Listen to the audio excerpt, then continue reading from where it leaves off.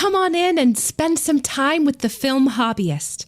My name is Lydia, and I love movies.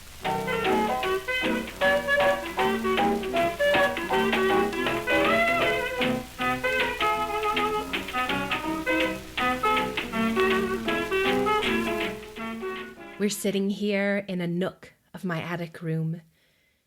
It's below freezing outside, and this room is poorly insulated. To your left is a space heater working at its highest temperature, so it is somehow both too cold and too hot. Feel free to move about, to adjust. You can get closer to the windows or the space heater, or just bury yourself under a granny square blanket. I myself am in a hoodie and fuzzy Crocs. But the freezing weather is proof of a new year. I understand that to many the shift is arbitrary. Not that much really changes between the last day of December and January 1st. And yet, there is a psychological reality, a sense that cracking open a new planner or setting up a new calendar causes a genuine shift in the air. New beginnings are a beautiful thing to witness. They may be echoes of the past, but they may also set up a template for the future. One of my joys as a film hobbyist is to discover the beginnings of things, of tropes, of storytelling conventions, of visual language. It's a wild thing to watch a movie and realize you are witnessing the first version of a particular sequence or the origin of a catchphrase. And the firsts are very interesting. Occasionally, yes, they can be less exciting because of subsequent innovations, but more frequently, they're fascinating and bizarre for what they get right away, where they stumble, and the weird and interesting bits that get filed away as an idea matures. Today we're going to talk about Frank Capra's 1934 film, It Happened One Night, the first rom-com. Now, of course, this isn't the first romance. It isn't the first comedy. It isn't the first comedy to contain a romance. Heck, Shakespeare was exploring the comedic hijinks of romance and misunderstanding way back in the 16th century. Jane Austen matured those ideas by embracing the complexities of class and cultural expectations and using that to build intrigue, while still giving us the sincerity of a happy ending. Silent film also explored comedic romance, but it couldn't fully establish the genre as we understand it today. The modern romantic comedy, as it stands, has several important non-negotiables. The romance should be the main plot. Any other plot should be secondary. There have to be hijinks or misunderstandings, but there also have to be sincere moments together. The couple must end up together at the end of the film, and there has to be some kind of verbal sparring. Now, this wordplay doesn't have to be in person. It can be through letters, or it can even be with friends or colleagues rather than the romantic interest, as is in the case with Sleepless in Seattle. But these verbal interactions are a really important part of the genre. It's a holdover from the Shakespearean roots carried all the way through Austen, and it's the one thing that silent film absolutely cannot do. Now, early talkies put romantic plots to use right away. The Broadway Melody of 1929 is a wild film with double romances all messed together and too much melodrama. It took a couple of years for film screenplays to be more than sentences strung together, and by the time Capra and his co-screenwriter Robert Briskin penned It Happened One Night, standards were a little higher, and what they put together stands out as surprisingly fresh. I grew up in a post-When Harry Met Sally world, a veritable heyday for rom-coms, thanks to the efforts of Nora Ephron. Both 1994's Sleepless in Seattle and 1998's You've Got Mail were major trendsetters, high watermarks influencing and encouraging the other explorations of the genre. It's not a coincidence that both of them are in conversation with classic films, Sleepless in Seattle discussing 1957's romantic drama An Affair to Remember, and You've Got Mail being a remake of 1940's The Shop Around the Corner. Nora Ephron was heavily inspired by screwball comedies, the zany, often romantic comedies of error that thrived in the decade between the mid-1930s and the end of World War II. These films relied heavily on clever dialogue to hide innuendo and conversations about both sex and violence. Because in June of 1934, the Hollywood studio system fully implemented the Hays Code, a set of rules about what could and could not be depicted on screen. Self-censorship, so that no government entity would have to be created to monitor and crack down on film content. So all depictions of sex went underground, hiding in misunderstanding and wordplay. Nora Ephron's innovation was to pull the patter of the screwball comedy into a day and age where the film could be entirely frank conversations about sex, no having to pretend that either character wasn't interested. One of the things that makes It Happened One Night such a fascinating beginning to the romantic comedy is that it was released just 4 months before the Hays Code was established. It squeaked in just before the crackdown. And while it's definitely tamer than When Harry Met Sally, it does exist in a world where people sleep together. Women have to be careful of predators, and men have to go the extra step to communicate that they're not a sexual threat. Also, just because someone is married doesn't mean that they are immune to physical attraction and romantic chemistry. Not to mention the iconography of hitchhiking by hiking up a hemline. And perhaps that's a big part of why It Happened One Night feels so fresh, even as it feels old-fashioned. We're not used to seeing old black and white movies that are pretty frank about the existence of sex, and so it really does set a template for both the cleaner films that followed under the Hays Code and the raunchier films that populated the cinemas of my childhood. I don't know if you've seen this movie, but I'm going to give you a full rundown of the plot here. I have no qualms doing so. So much of a romantic comedy is already knowing where the plot is headed and enjoying it anyway. It's about the sheer pleasure of the journey. So here we go. It Happened One Night is about a young heiress named Ellen, or Ellie Andrews, played by Claudette Colbert, whose elopement to the dashing pilot King Wesley was just interrupted by her wealthy banker father. She has been sequestered aboard a Florida yacht while he tries to annul the marriage. Ellie, who will not be told no or manipulated, despite her father's doubts about King Wesley's values, jumps from the boat and swims to shore, pawning her jewelry and fine things to take a night bus up the length of the country to New York City. On the bus as well is Peter Warne, played by Clark Gable, a hard-on-his-luck reporter. The two are the last passengers to enter the bus and tussle over the final bench. Ellie tries to take the whole seat to herself, assuming it as her privilege, and Peter is able to use his knowledge of the night bus to get her to budge over.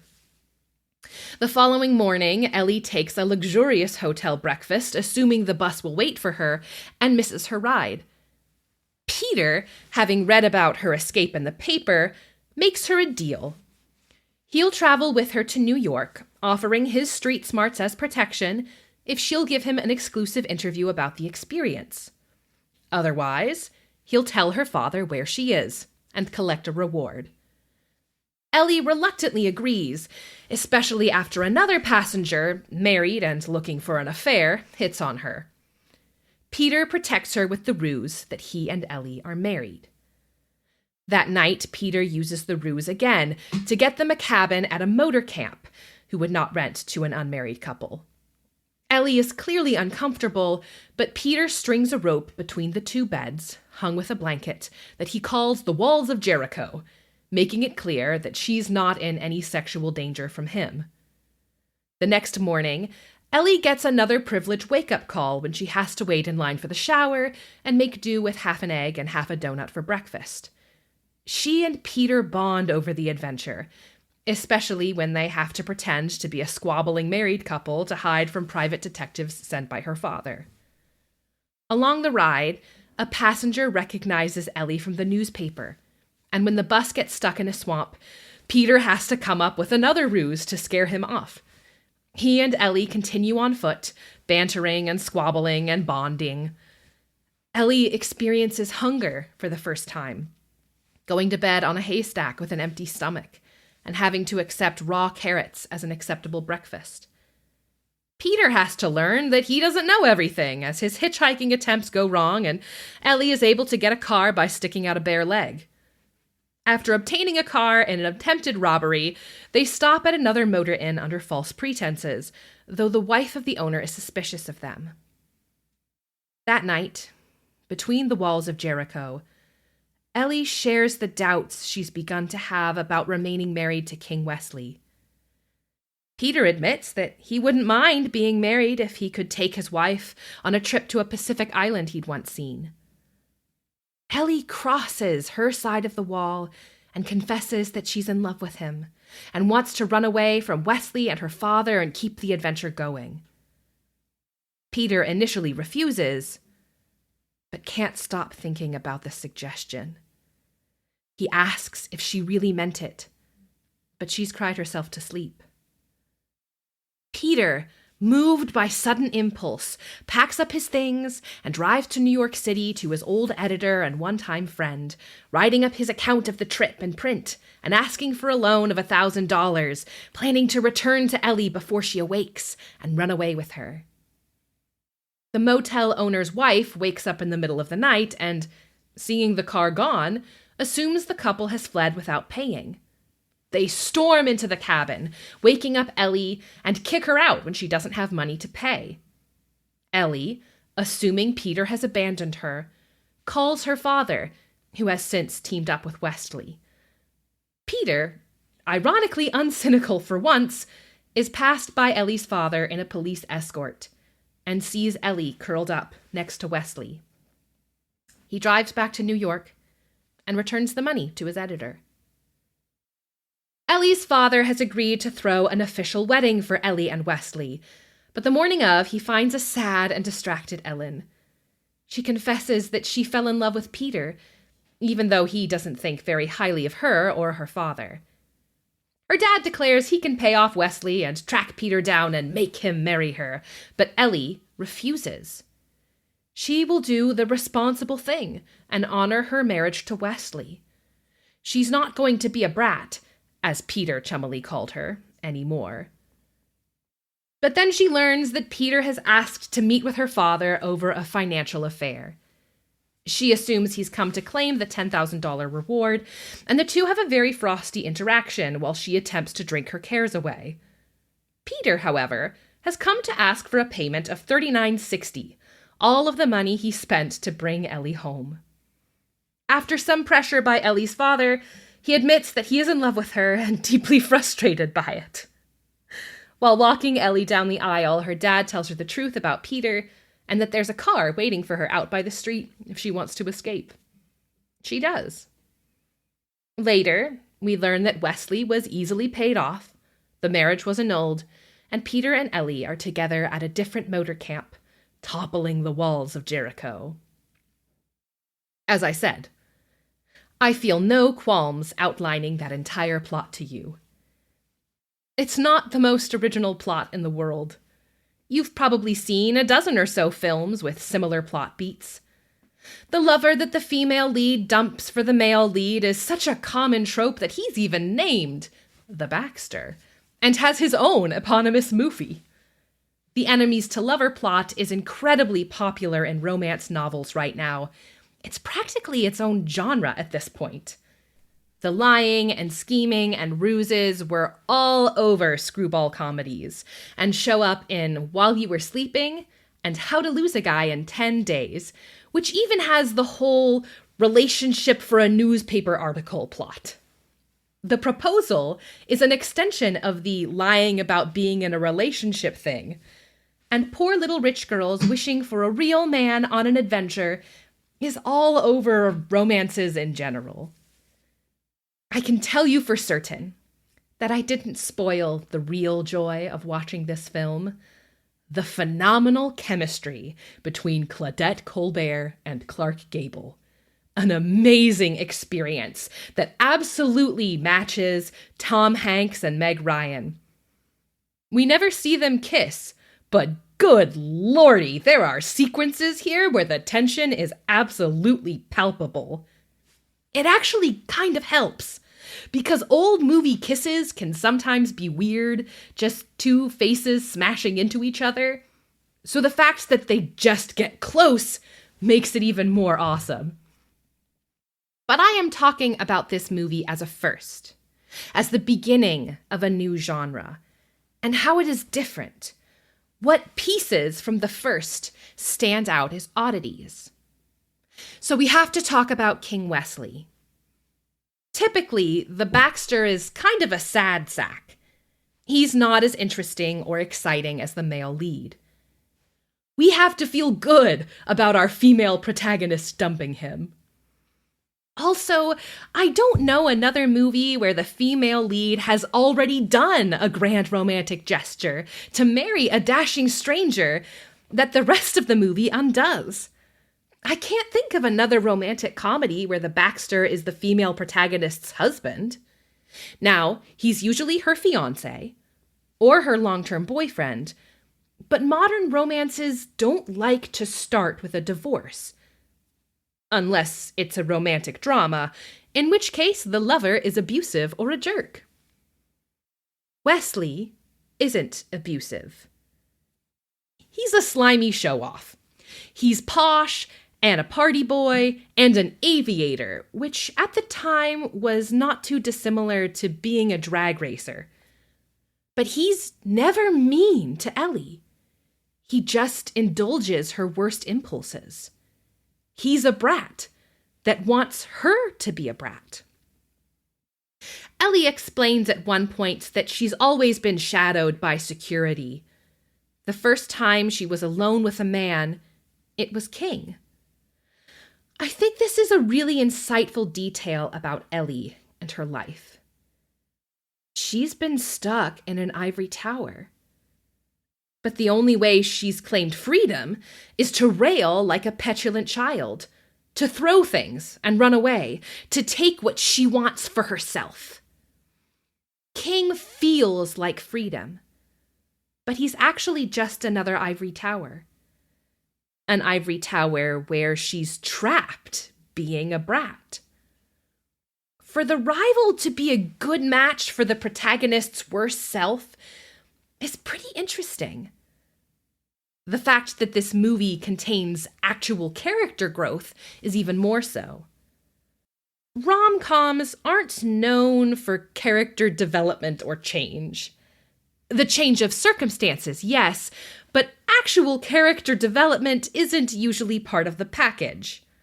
Yes, the entire hook of When Harry Met Sally is about real character change. I would argue that 27 Dresses is too, but more frequently, the characters stay the same. It's the external circumstances and relationship dynamics that change. This is also why rom-coms aren't exactly my favorite genre. A lot of them are about beautiful, terrible people with great chemistry being terrible to each other and everyone else until they kiss. It Happened One Night is about a spoiled brat who realizes she's a spoiled brat, and a cynic who learns to believe in something. Ellie begins the movie with a grand romantic gesture. She jumps off a yacht and swims to shore to escape to be with her husband. She's not very aware of the world around her and is often impulsive. Peter is incredibly cynical and aware of the world around him. He's going to hold his cards close to his chest. And yet, he believes. He's the one who takes the grand romantic risk. He's the one who impulsively drives off to New York City in the middle of the night. He types up his actual real feelings toward Ellie.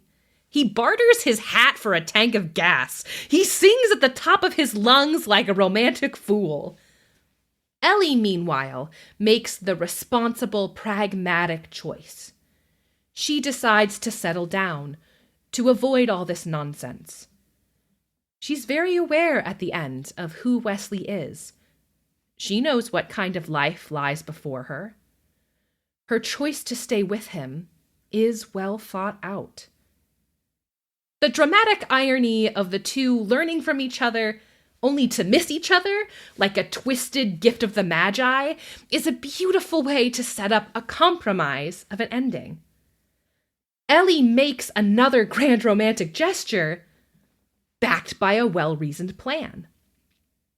Peter goes off with her on an adventure to Michigan, but they're going to wait until her first marriage is officially annulled so as to not risk any legal consequences. And boy, even though we don't see anything but a blanket falling to the floor, our imaginations are very aware of the absolute fireworks going off in that cabin as the walls of Jericho fall. So if you want something fresh from a stale genre, go find where it all began, where it happened one night. Thanks for coming.